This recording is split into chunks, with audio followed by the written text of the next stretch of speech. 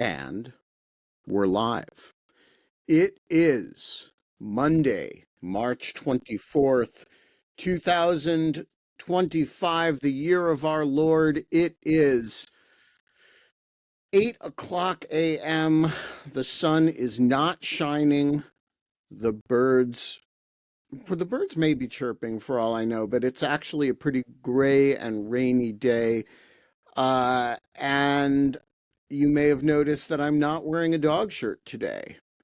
Um, Because you're wearing a dog. I am wearing a dog on my shirt. This dog is occasionally licking the microphone. For those of you who were listening uh, in the podcast version, this dog is 11 weeks old and doesn't yet have a name. But she, as you can see, is very cuddly and seems to be very well behaved. And except for the licking the microphone part, that's her only major misbehavior. And, we're not allowed to have fun anymore, but we still are allowed to adopt puppies. And Cactus, what do we have to say about that? Interesting grad for TV, an effing revolution in morning television. You are watching Dog Shirt TV, and it is an effing revolution in morning television. And one of the revolutionary features, and there are many, is that occasionally we don't wear dog shirts. We wear actual dogs on our shirts. And another one of the revolutionary features is that sometimes we invite people over to our houses and they give us hats. And we wear the hats the next day on the morning show. And that is what Holly is doing. Holly, where did you get that hat? Oh, some guy not wearing a dog shirt came to my house yesterday and gave me this hat. And I rather like the message. And so I don't know if this is intentional, but I just thought of it this morning because I'm a little slow. I'm not a brilliant, legal journalist mind like Ben.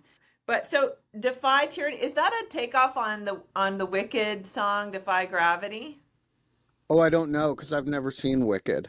Oh, well, I think it might be a not, and I think that that would be a great parody is to defy tyranny instead of defy gravity. The only problem is that song is well out of my both range and skill level. Well, Um, I think what we should do is maybe just have you say the word tyranny over the actual recording every time the word gravity comes up.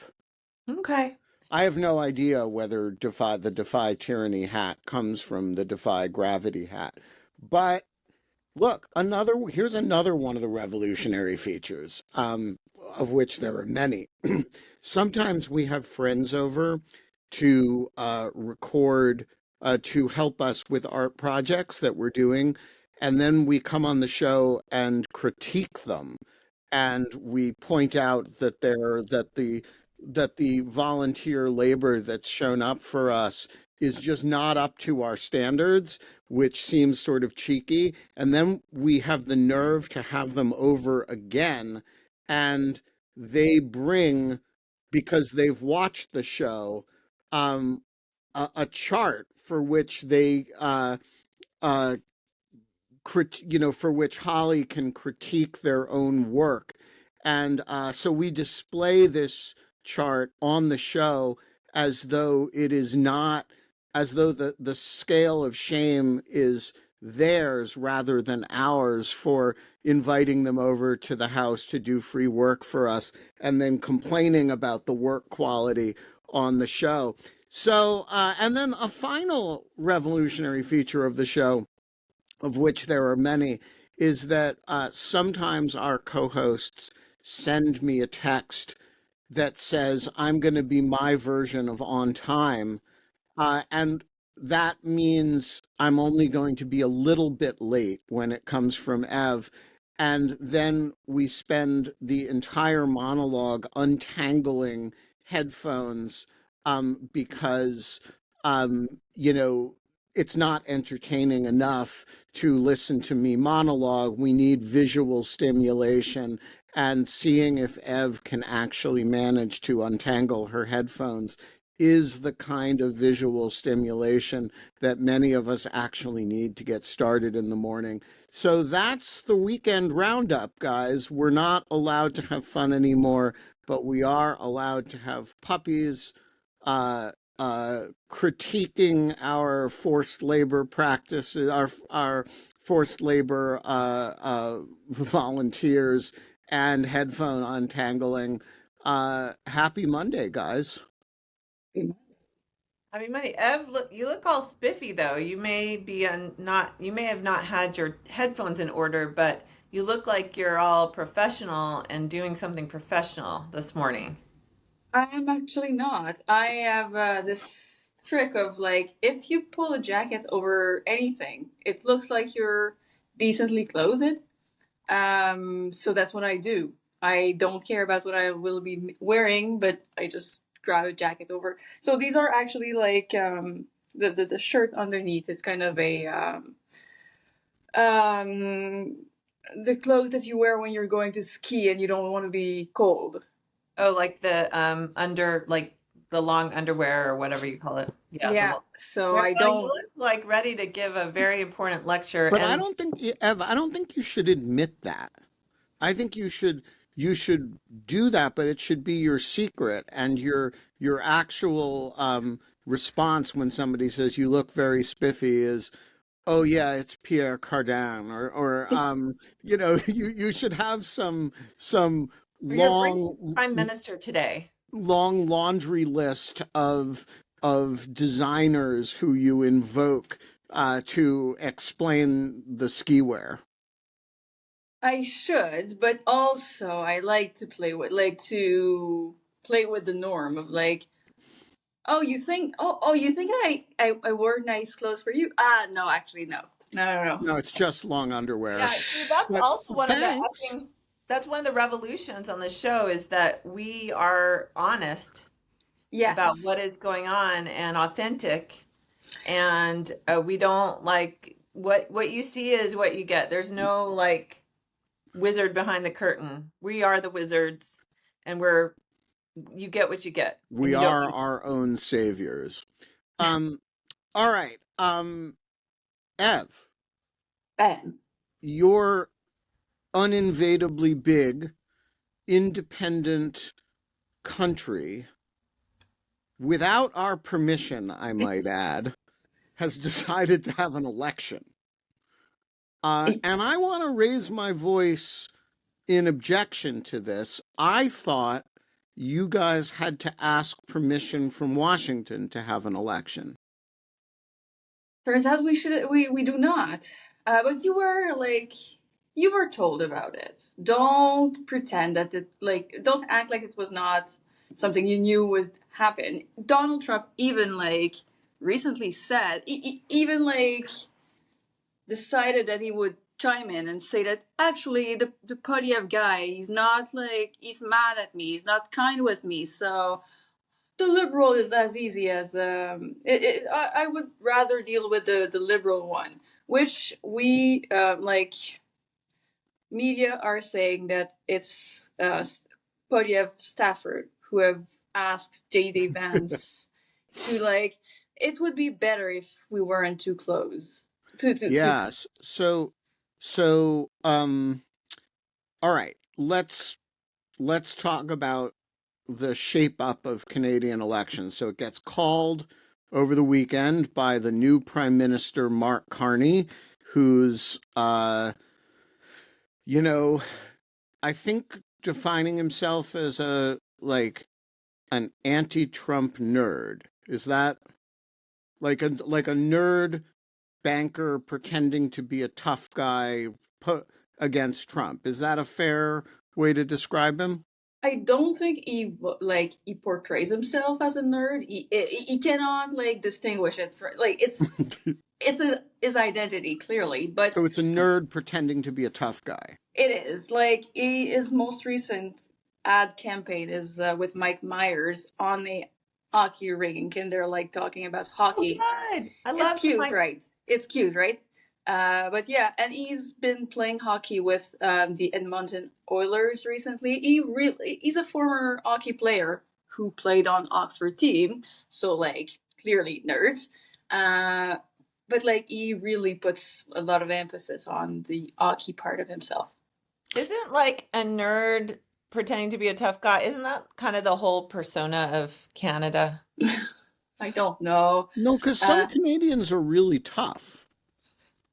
Well, I said the persona. I didn't say I mean, you wouldn't every want Canadian. no, but the Quebecois guys who ski, who do a downhill ice skating, they're not nerds. They're just tough guys with a lot of beer, I Yeah, I'm think. not saying that everybody in Can. I'm just saying that's kind of the persona. Oh, I, by the I way, guys, I was in Phoenix the other day for 2 nights, and we had, I'm not allowed to say who was there or what kind of what we talked about or anything, but I will say that at the bar at night there was Canadian whiskey. And I'm just saying, you don't have to drink Jack Daniels. You can pay the extra 25% tariff to to punch Trump in the gut and drink Canadian whiskey. Did you? Of course, both nights. I did it sort of demonstratively. I said to the bartender, "Can I have the Canadian whiskey on the rocks to say fuck you to the tariffs?" Are And he you? just looked at me like I was weird and gave me the the drink. But that's like your normal experience. Well, I don't usually take it out on bartenders. But it was good. It was and so we released the Holly and I released the Mexican avocado video, and now I have the package from Makeup Addict, which I have not yet opened because I want to film myself opening so I can do um an unboxing video for those of you who don't know. Among the girlies, unboxing videos of makeup products is really the thing. The makeup companies send, or companies send the influencers boxes of stuff, and then you do an unboxing video where you open the box and find out what's in it and squeal with glee. And But you I'm already going to know. make, Oh, they don't know. You know what's in this box though, because you actually ordered it. well, I know most of what's in it. I know the things that I ordered, but I don't know. They said they'd sent me a special gift. And so I Oh. don't know what the special gift is, nor do I know if I will be able to recognize it once. I mean, like, if they send, there are makeup products that I don't know what they are. Are you And gonna be by so, yourself when you do it, or well, so Catherine I could come over to your house and I could help you. Catherine Pompilio is not, who's my usual guide through these things, is not in Washington right now. So I may need help, actually, Holly. If you could come over, and particularly if you know how to identify makeup products, Yeah. and tell me what to squeal when I see them. That might be a challenge for me, but I might have a bit more expertise than you. But I will say one thing I've noticed about these videos by these influencers is they all have the same tone of voice. They all have this. And It's like it's so hard to mimic if you're yeah, it male. is. It's like they talk really fast and it's and they like there's not much variation in the voice and like it is. Except that, oh my God, it's like I cannot tell you how hard these voices are to mimic if you are a straight, cis, middle-aged male. Um, I think I've been working on trying to mimic it myself. there's So a whole genre of young gay guys who do fake makeup video, who do fake influencer videos, and they've like practiced these voices, and I'm kind of in awe of there's one guy who did an amazing makeup video called Get Ready With Me, Be a Republican Woman. and he makes himself up like, you know, Kimberly Guilfoyle, and it's pretty awesome. Sure, But that's he also does the voice right, and boy, can I not do that. So, um, it's like me trying to do my Tim Miller. I just really struggle with the Tim Miller thing. Although Sarah told me that my Tim Miller is her favorite. This is the Bulwark parodies. If anyone's lost, um, so I don't know. Maybe I'm doing something right, well, but I sent Tim Miller our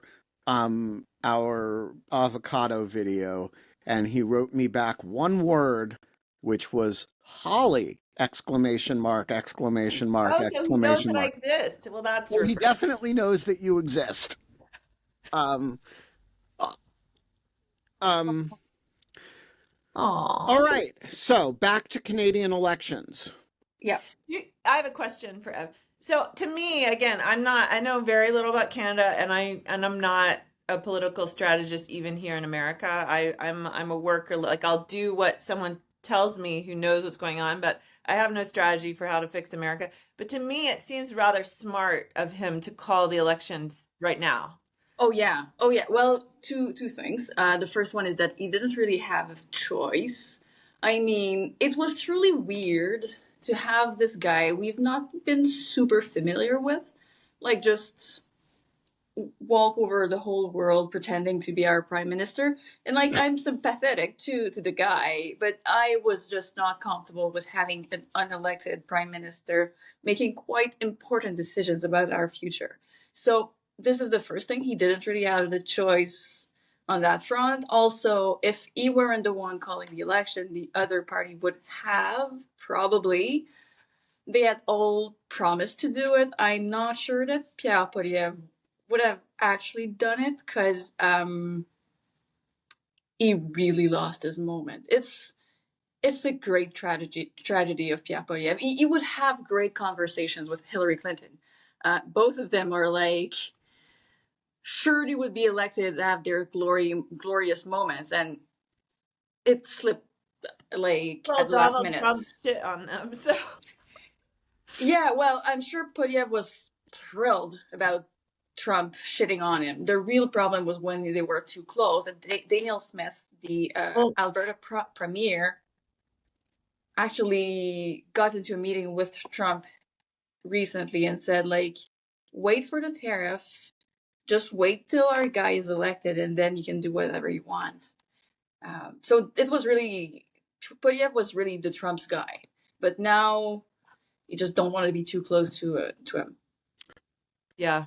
I by shitting on him, I meant that he ruined it for Oh him. yeah, definitely, Because I don't think definitely. he likes him. That's the problem. Is like he likes him, and he screwed Canada over, and now Canadians blame, associate the two, and that's the thing.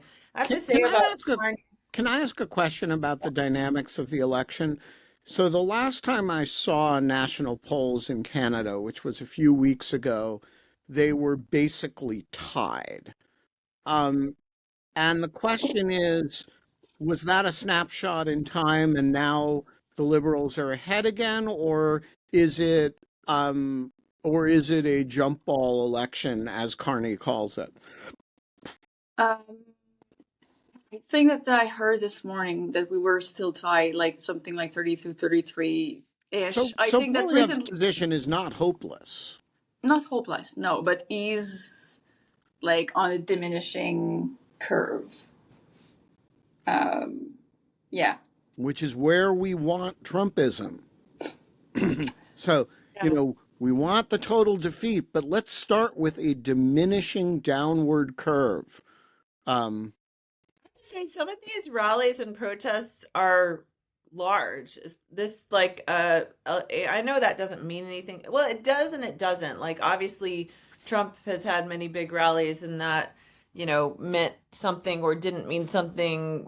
Kamala had some very big I know it's not quite the same, but in a non-election context, I feel like it's pretty I think it's important, and political science research shows that protest movements have statistically have impact when you get 3% of the population out in the streets, like on we're not there yet, like not even close.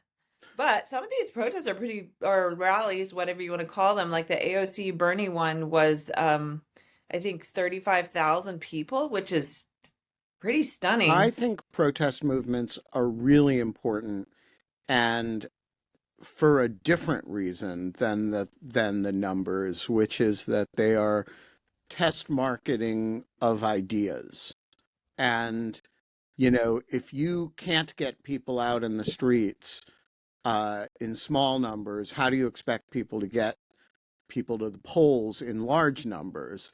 If you don't have a message that people want to write on a sign and hold up as a motorcade drives by, how do you expect to have a message that's going to excite people enough to give money, right? To spend time making calls.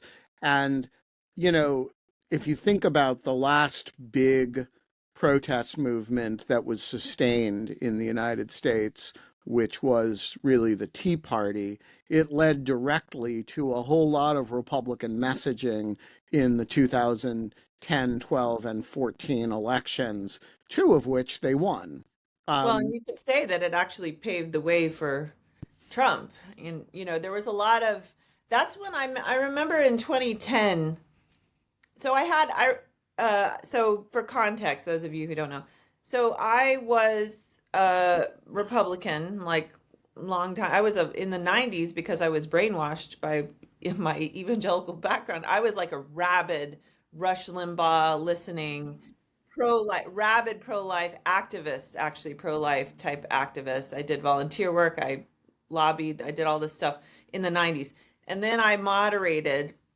So by 2008, See, I this was is what actually, happens, it's I forget whose law this is. If you don't stay radical right, you eventually become a Democrat.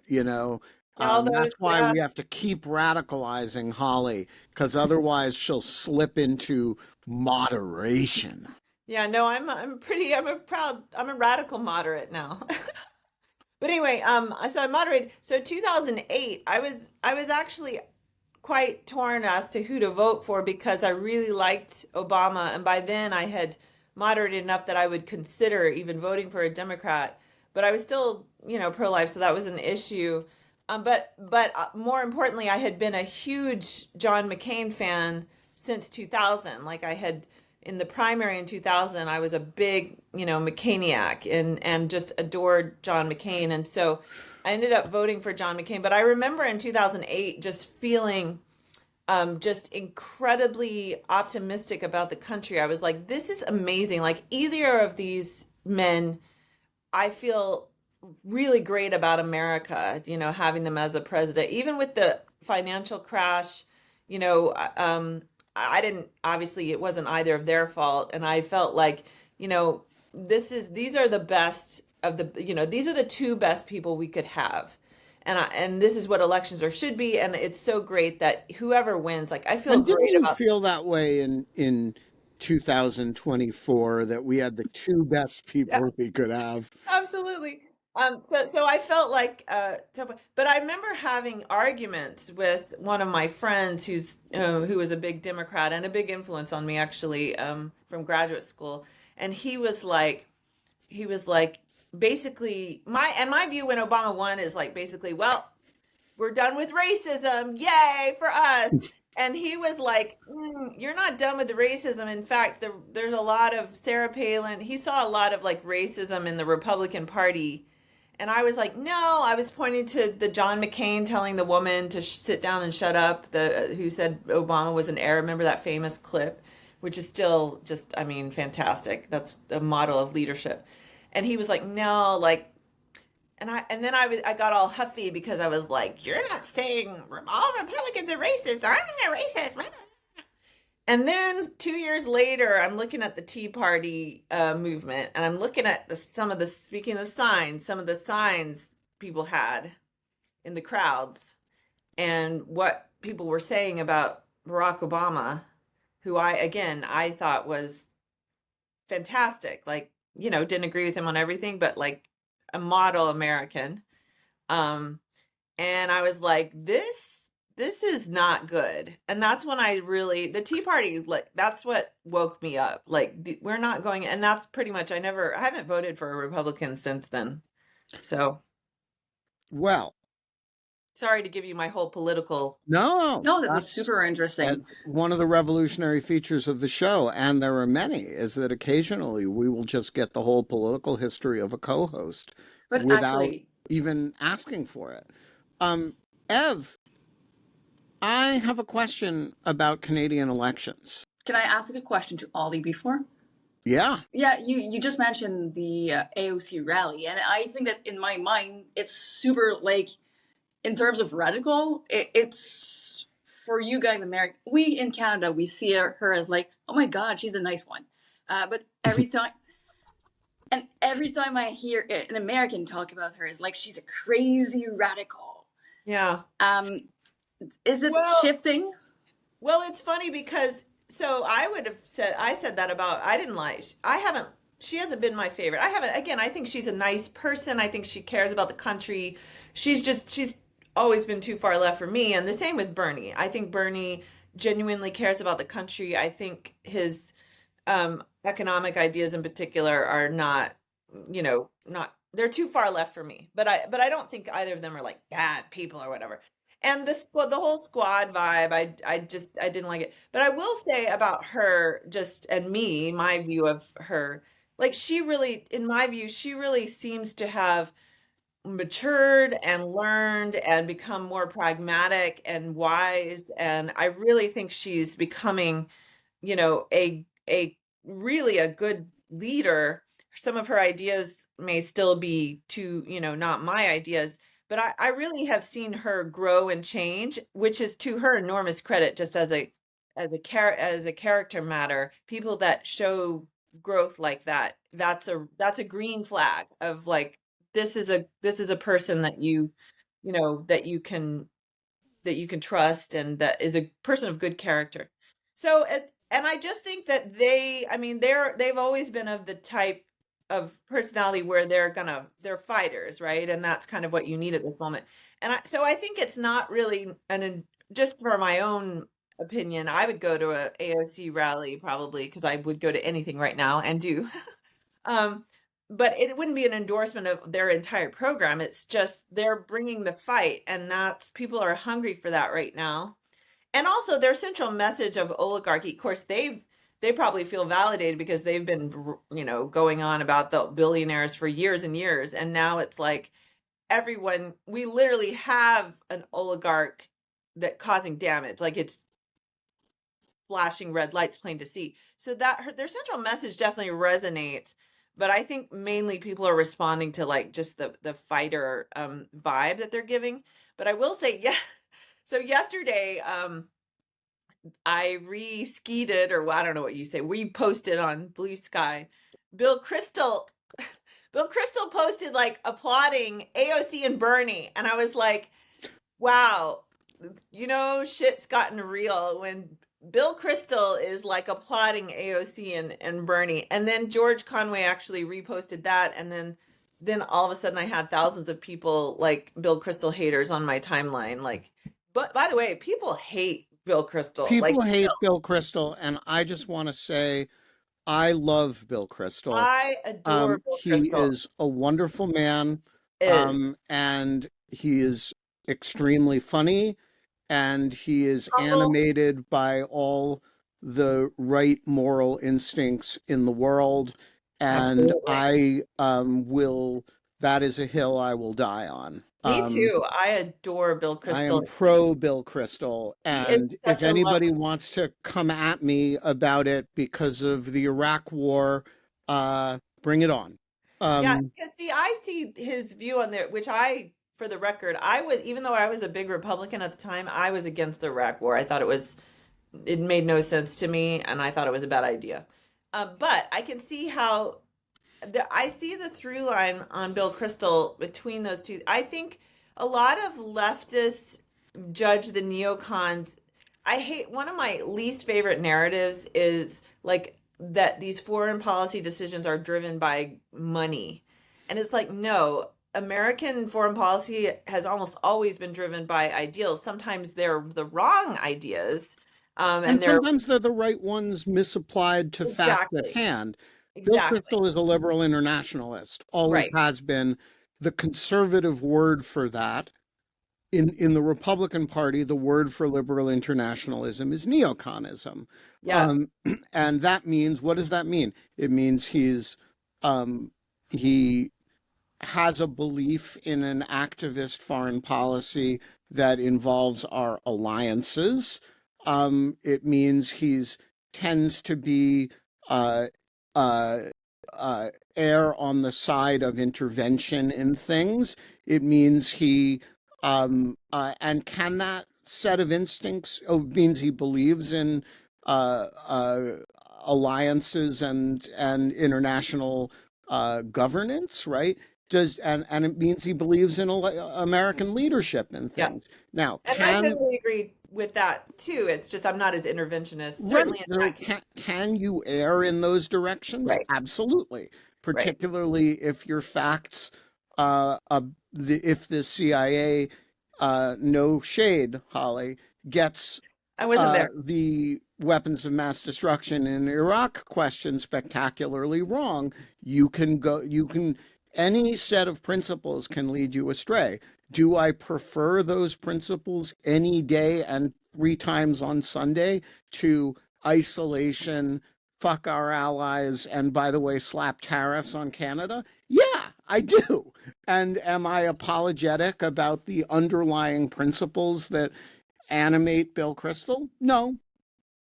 Um, yeah, and as Steve points out in the chat, he's also a passionate believer in American democracy, which right now is the only litmus test I'm really applying to people. And the only one he does. He I will applies. also say about Bill Kristol that he is a very lovely person, He and is. I actually come to value that more than I think we often say somebody's a good person, but, and then the gravamen of the sentence comes after the but.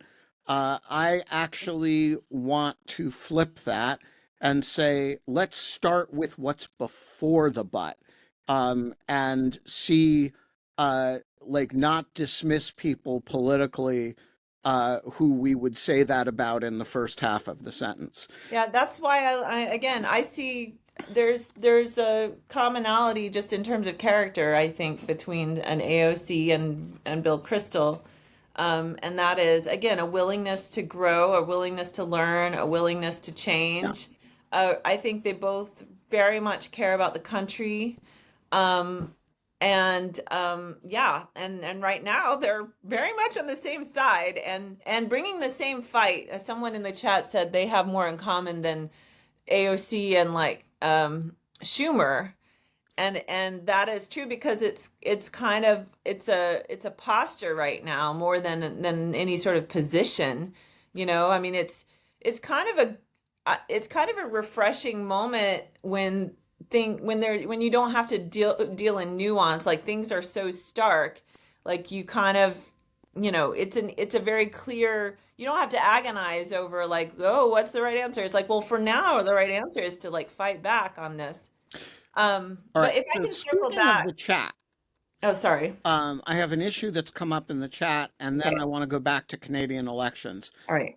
So the chat has raised the question of why Tim Miller has not been on the show and whether he is too important and too big to come on Dog Shirt TV. And that is not the reason why I have not asked Tim Miller on the show. The Oh, reason you haven't asked. Oh, okay. All the right. reason I have never even asked Tim Miller on the show is that it seems wrong to ask that person to be awake at this particular hour of the Oh, morning, yeah. which Tim parties hard and like even showing up somewhere at 8 in the morning, which is 7 in the morning New Orleans time. It would be like a damage to his reputation that he hadn't been out slamming them back hard the previous night and that was capable of being awake at this time. He does have a child, though, a young child. He So does, but she parties hard too. No, I'm joking. Um, I will ask Tim. My guess is he's going to say, "Are you kidding? 7 in the morning Central Time? Forget it." But we're going to ask. It can be a guest only, like last week when you were somewhere else, like in the Ben when you were on Ben time zone, more reasonable hour Yeah. for him. I will ask. I will tell Tim there is a fan demand. We'll see what he says. All right. So and Ev, a co-host demand, because I managed to worm my way into the hearts of most of the Bulwark people, to some capacity. Although some of them have, I think, tired of me, which I appreciate. The I more will never tire of you, Holly. the more naive among them, i.e., Mona, has become a good friend and may regret that on a semi regular basis. I do not know. And then Bill Crystal. See, this is why I know Bill Crystal's a good person. This is basically my measure of character, like writ large. Do people pay attention to Holly? And like, I mean, do that people is are people nice to Holly, even though Holly is, as mentioned before, a peon, like a nobody, like freaking nobody. Like, are people nice to Holly? And if they are, like, they're good people. Ben was nice to me and has been so nice to me and so generous to me.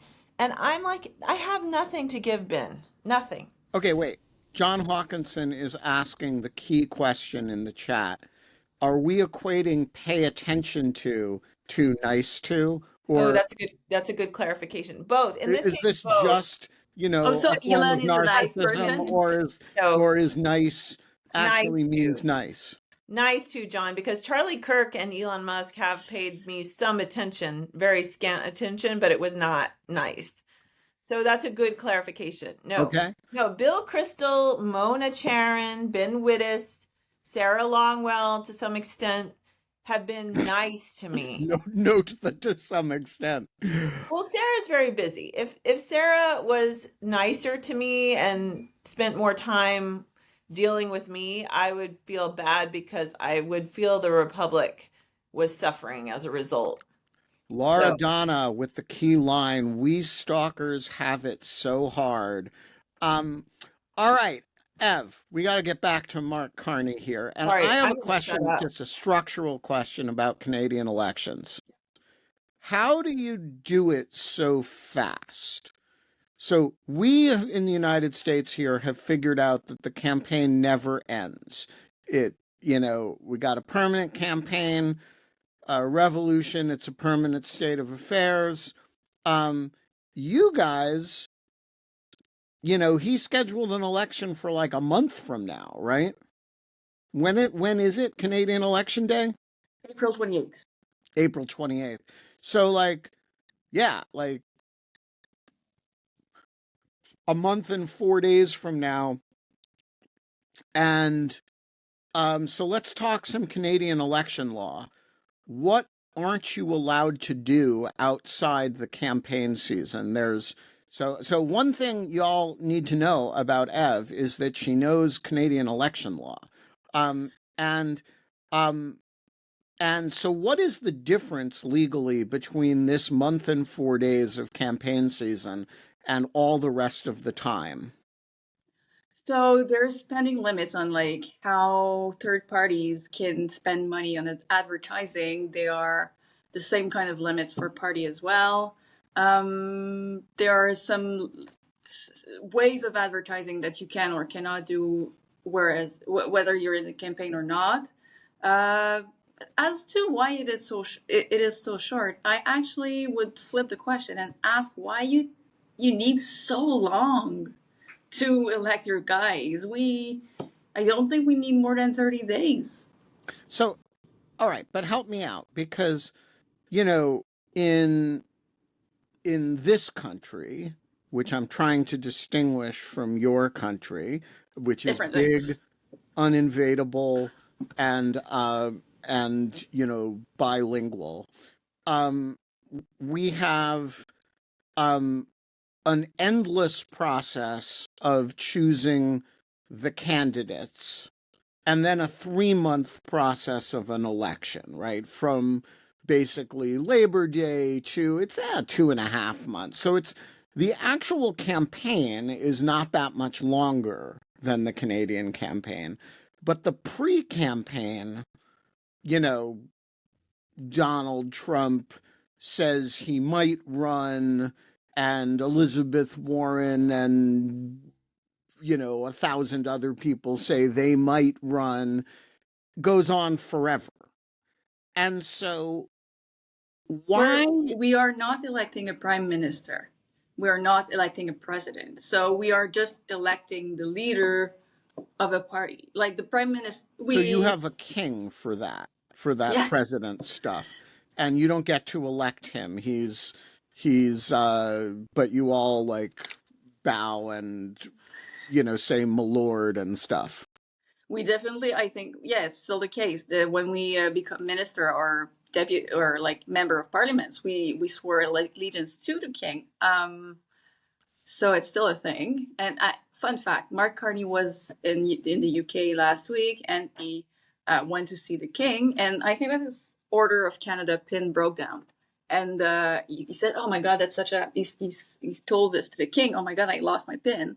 And the king said, "Well, do you want to take mine?" And with the king being the only thing that the king does is like symbolism, and this means a lot in terms of symbolism of like the UK can give you stuff. We are so the king is finally backing us, which a lot of people have asked him to do, and a lot of people have said, well, if he's starting getting engaged in politics, we are screwed because we don't want to have a king. The king is only on our bills, and that's it. But yeah, to come back to your question, yeah, our prime ministers are not. I can't vote for the prime minister. You're just basically voting for your local, and you have this adorable name for it, a riding, yeah. um, which is basically like a congressional district. And all you're doing is you're going in there and saying, do I want Joe Schmo, the conservative candidate, or do I want Jane Schmo, the liberal or Bloc Québécois candidate? And do people, when they vote, are people like saying, okay, maybe I like Carney better than Pierre Poilievre, but this Holly, who is a conservative running in my riding, is so much preferable to this Wittes character who's the liberal that I'm going to vote for my preferred local candidate rather than my party? Or do people say I'm voting liberal this time, or I'm voting Bloc Québécois this time, and the individuals are not important? What's the modality by which people figure out how to vote? It really depends. So I don't think we have as much of a thing like I'm Republican or I'm Democrat. I like you can be fluid. You can vote for the NDP one time and the Liberals next time. And for these people who are like more, I think that for a Quebecer, it is totally possible to vote for Liberal, NDP, and Bloc Québécois and have the same set of values without changing your ideology. And when it comes to that, when it comes to a moment where um, the election is like this year, a lot of NDP voters will probably vote for Liberals because NDP is at risk of just like being disappeared from the map. And the stakes are high. So a bunch of people will just like step on their convictions and say, I will hold my nose and vote for Liberals because I don't want to have a Poilievre. So in this year's election, we will be voting for the the leaders, but in other times, well, less problematic times, And when you don't really know who you're going to vote for, then the candidates become really important. So it really depends. But it would be wrong to say that we don't care about the particular MP. We do, but not this year. All right, so more Canadian politics questions. Yeah. Are you you are in the process of going from being a Quebec voter, who I think your formal residence is currently in Montreal, or Quebec City. I'm not sure which. I'm nobody is sure. I'm not sure. You're not sure. The state is not sure. Okay. Yeah. All right, but you are in the process of becoming a real estate mogul, and I was going to use the term slumlord, but the house Ev is buying is super beautiful and is anything but slumlordy, so I call it her slumlord house. And you're in the process of buying a house in Ottawa, which, for those who do not know Canadian geography, is right over a little body of water into Ontario, which means the moment you move there, you're going to become an Anglophone. Your accent is going to disappear. You're going to start, using out instead of out. You're going to sound like, you're going to sound exactly like Alicia. And my question is, um, uh, are you going to vote this time in Quebec or in Ontario? And what would be the difference if you voted, like, you have a completely different slate of candidates, right? A different group of parties. So what happens to Ev if you are if you're an Ontario voter than if you're a Quebec voter this election? It's a question I'm actually really wondering about. I'm not totally ready to become an Ontarian yet. I'm fine with being an Ottawa person, but like Ontarian is not. And just for those who don't know, Ottawa is the one truly bilingual city in Canada. Yeah. It's like you can walk up to any random person and speak in French or English and they will answer you. Yeah, it's pretty amazing. So I have to decide where I will be voting. And if I vote in Ottawa, like the campaign is really going on in Ottawa. Mark Carney has decided to run in the Nepean riding, which is like suburbs, far end of Ottawa. Right beside his riding, there's Pierre Poilievre's riding, Carleton, who is so yeah. But so none of these are mine. He has a French name, but he's actually from Ontario? No, he's from Alberta. But he has been an MP in Ontario since like he was 27, so like I guess 13 or 15 years ago. I see. But he's not Quebecois at all. He has a French Canadian mother, but he's been adopted. I don't exactly the particular of his French speaking. He does speak a very good French, way better than Mark Carney, but he has a strong accent. And he recently just released a set of ads that tables on the fact that Quebecois don't like him very much because he's too straightforward and arrogant. And he says, like, well, what do you think we need in front of Donald Trump? I recognize that you may not like my pushy style and fightive style, but that's what we need right now. But he had to do this campaign because he wasn't really unpopular in Quebec. Gotcha. All right, so back to your point. You're not ready to be an Ontarian.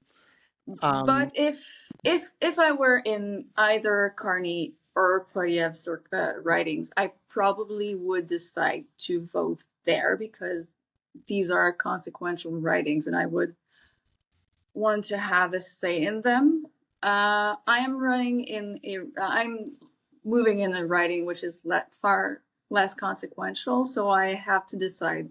And the place I live in, Montreal, is also pretty on. Like, there's no way any candidate from another party than the Liberal will get elected. So So that's pretty you live in sure. like the equivalent of a safe district Yeah, in, in so it's a Montreal. safe liberal district, and you're just um it's like this country in that your vote basically doesn't In matter Washington. where Yeah, you are. yeah. But so, and then I have to decide between. I could vote in two other ridings in Quebec. That I have to. So whether in Quebec City or in another place, a more like Ev, are you rural. engaged in voter fraud? I'm not. I'm Are you not. going to vote in more than one district? No, I swear I'm not. I swear I do have like right knowledge of all of these places, and like I'm embedded in these communities, and I could have like a real reason to vote everywhere. Um, but yeah, in consequential times, you have to think about this. All right. So we're going to come back to you and Alicia time and again over the next month and 4 days for updates on the Canadian election. Hey, folks, on Dogshirt TV, we take elections in other democratic countries or would-be Or America. states very seriously. And so we're going to humor the Canadians by that they have independent government, and if they say they're holding an election, we're gonna take it seriously because we want people to feel like we honored their choices before we annex them, and so um, buy your makeup from makeupaddict.com. Buy your hardwoods from any of a bunch of Canadian Quebec hardwood dealerships. Um, get in before that April 2nd tariff deadline if you're buying auto parts. Um, what else is on your mind, guys? Well, I made the mistake last night of going to the YouTube channel, and because I don't read the comments usually on the videos of this show, but I decided I would just kind of check in. And there was a just stream of hatred on the one we did where I did a rant about the South African the Afrikaner, like the far right people, racist people found that episode, and there was just a torrent of hatred on there. Okay, I Um, want to say to all the haters out there, I'm really glad you're watching. yeah, I welcome. And by the way, that's why we do it on YouTube. That we want people to see it. And look, if you're spending time writing hateful comments on our YouTube shows, um, uh, look, at least you're watching, and at least you're hearing different points of view. And so, check out Lawfare's YouTube page. There's stuff to hate there too. We have a good bunch of haters on the Lawfare page who show up for every uh, Friday roundup of the litigation. You'd be welcome there too. We don't talk so much about South Africa in that, but a lot of stuff about Trump and Elon. So if you're pro Elon for South Africa reasons, you may want to come listen to our litigation roundup and defend him there too. And, spread the word among your friends that there are evil race traders who are not protecting white people in South Africa and who are, talking regularly on Dogshirt TV that they will want to come um, heckle. And by the way, just one thing, please do not become a paid subscriber and do this stuff in our chat here. because then that'll raise issues. So, Kick people out, even you, if they're a paid I can. subscriber. I've never once had to. I've had to, never once had to throw somebody out of the Greek chorus. But if you're inclined to come heckle us in our own house, we may have a problem with that. But as long as you stay on the YouTube page, and by no means should you become a paid subscriber and put money individually in my pocket. For me to spend on lights and embassy operations and stuff. So as long as you don't do that, I really just want to say welcome, and please take your best Well, shots at this hurt my Holly feelings a little and bit. me and Ev, and we're grown-ups and can handle it. Holly just loves the attention. I do, except they did hurt my feelings a little bit because they not only said that I was stupid and ignorant, but one of them said they called me an old lady. And I really, and this is not just, Was that before or after the Mexican avocado face it mask? was before, so now they wouldn't Yeah, say that. so no, they'd never say But that now because I feel like you that's didn't just use a not California accurate. I avocado. think I'm a solidly middle-aged lady. I don't think I'm even technically an old. I just think it's factually inaccurate. I'm not an old lady. I'm a middle-aged lady. Well, I So, am officially old no, because you're also middle-aged, no, don't you no, think? no, I'm officially old because I don't know any Taylor Swift songs. Okay, well, Um, Anna and I are gonna fix that. and so I actually embrace the old. And so um, look, we're yeah, well, the avocados did change my age. They reduced me Look, by several what years. do you think, Ev? I think that there's definitely a The puppy who's not elasticity. old at all. The elasticity is much better than it Yeah. was. Oh yeah. Oh yeah. I mean, this That does wonders. elasticity moment where we went like this and then Catherine Pompilio blew it up. That's the best moment in the video, except for one, which the best moment in the video is when Holly says to me, "You really look like someone blew their nose on your face." And I have to say, um, I make a point of never commenting on the way people look, but Good the polish. desire to use that line is so strong that I may have to waive the principle in order to occasionally look at somebody and say, "You really look like somebody blew their nose on your face." And to mean it in a friendly way and have it received in a friendly way. It's a thing of beauty. People, we're going to be back tomorrow. Dog. The dog may or may not The dog be got Oh, on the my lap. She seems very comfortable here. I think the Greek chorus needs to name the dog. Well, my wife may have a problem with that. EJ Wittes, who does exist, may have a problem with that. So Nominations. we We are can do certainly nominations. taking nominations in the chat on not in the chat in the comments on tonight's dog shirt. We will take nominations. What is her character? She's very quiet. She's very she really likes gnawing on things. She's very solicitous of Misha, who is non-hostile to her, but basically ignores her completely. And she seems to like to cuddle. That's what we know about her at this point. Um, and she's very sweet.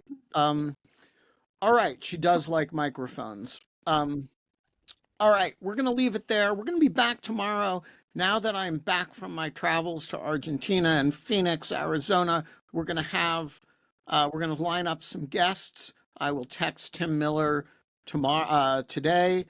And folks, remember, we're not allowed to have fun anymore, but we are allowed to have both dogs and dog shirts and Canadian elections and Defy Tyranny hats. So, see you tomorrow.